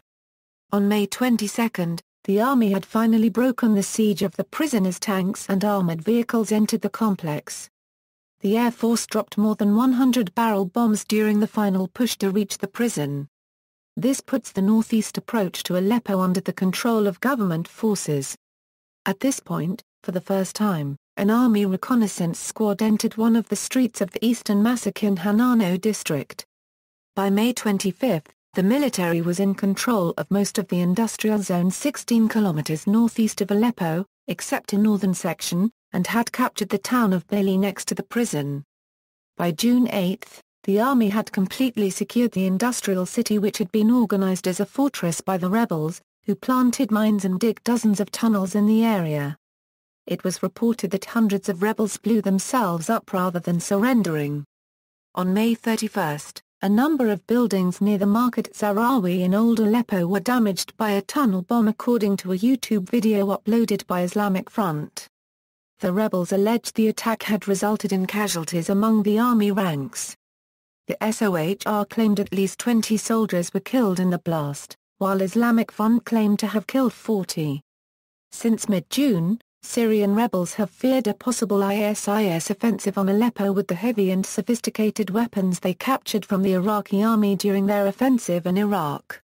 On July 4, the army took control of the Sheikh Najjar industrial area.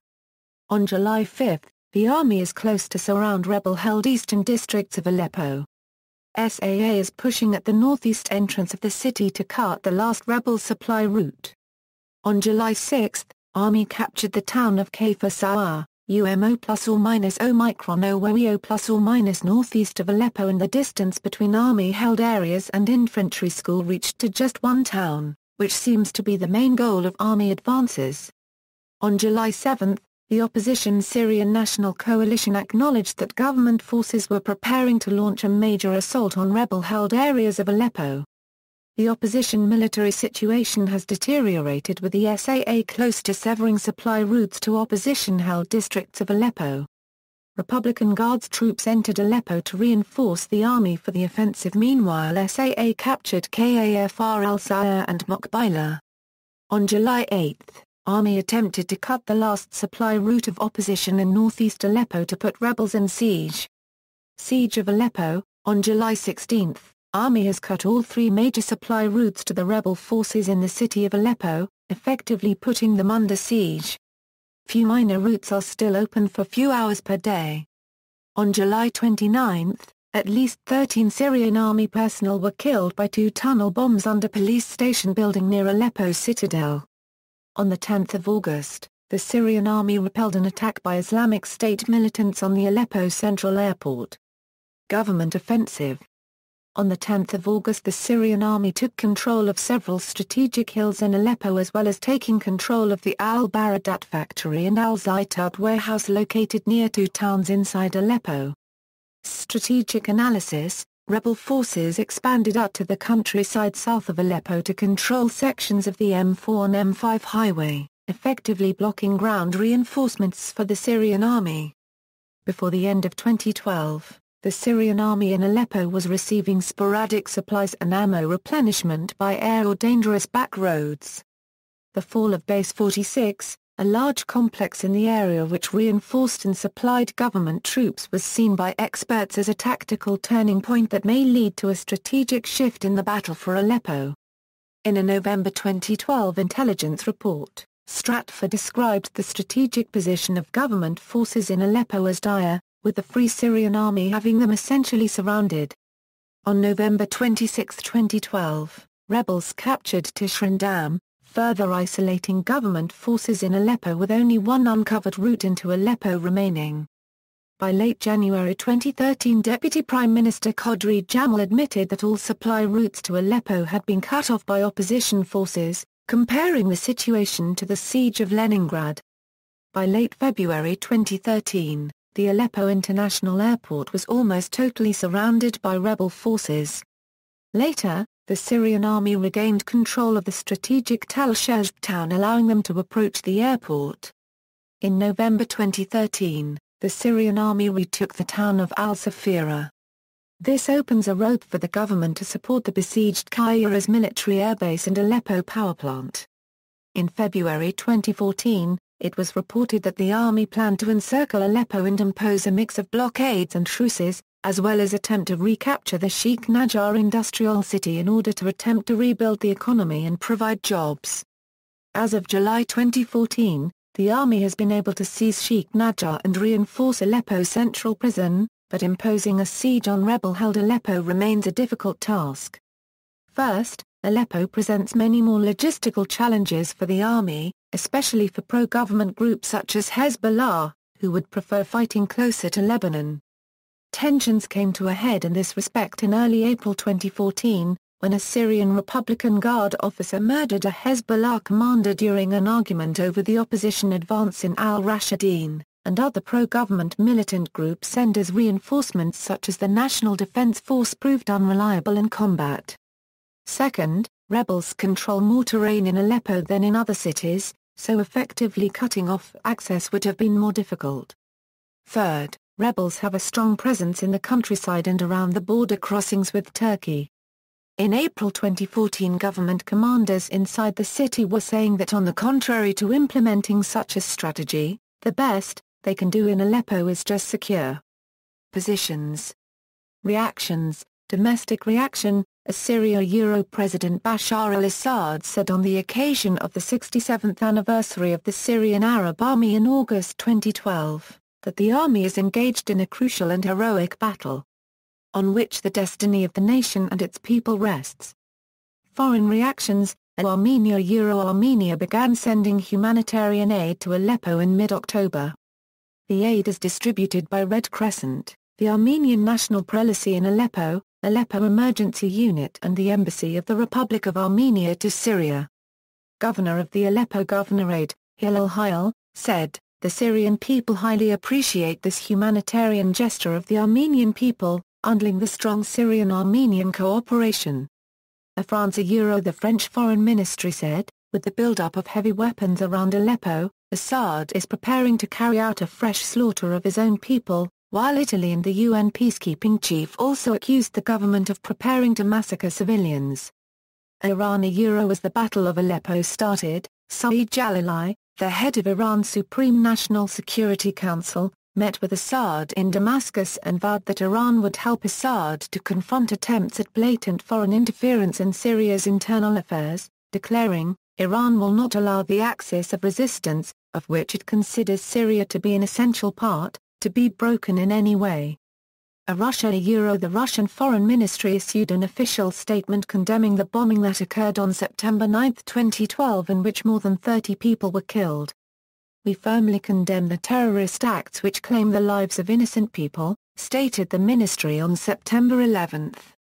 The Foreign Ministry also called the foreign powers to pressure the armed opposition to halt launching terrorist attacks. The Russian Consulate General in Aleppo suspended operations on January 16, 2013. Turkish Prime Minister Recep Tayyip Erdogan urged international action, saying it was not possible to remain a spectator to the government offensive on Aleppo.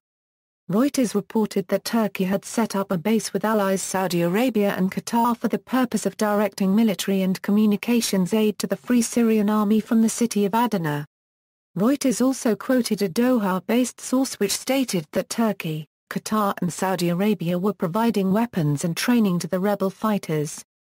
United Kingdom. William Hague, the British Foreign Minister, said, "The world must speak out to avert a massacre in Aleppo." United States. The United States said it feared a new massacre in Aleppo by the government. "This is the concern, that we will see a massacre in Aleppo, and that's what the regime appears to be lining up for."